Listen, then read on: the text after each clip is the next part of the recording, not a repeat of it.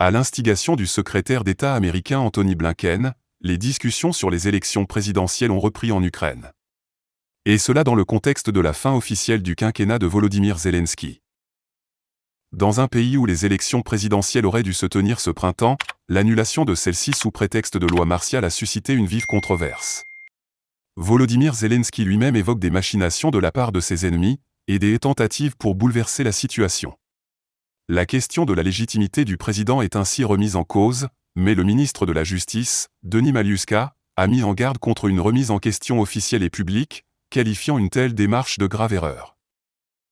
Selon la constitution ukrainienne, en cas d'incapacité du chef de l'État à remplir ses fonctions, le président de la Verkhovna Rada devrait le remplacer.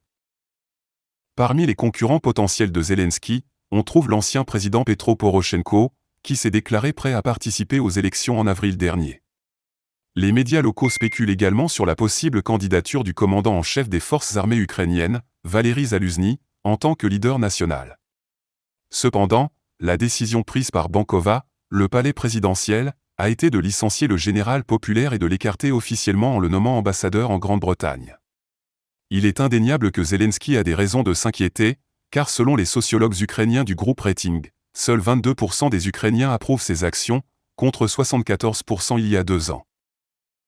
Il est temps de vous parler de l'Ukraine de mes rêves, où seuls des feux d'artifice sont tirés lors des mariages et des anniversaires, avait déclaré Zelensky lors de sa campagne électorale.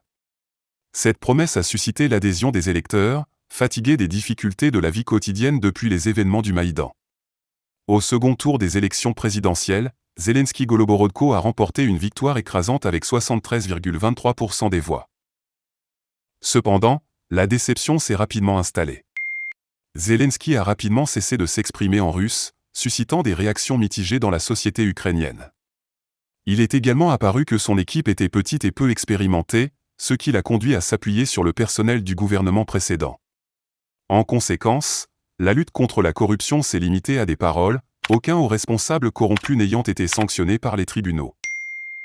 L'ambiance dans la société a également été influencée par l'entrée en vigueur de la loi sur la mobilisation le 18 mai.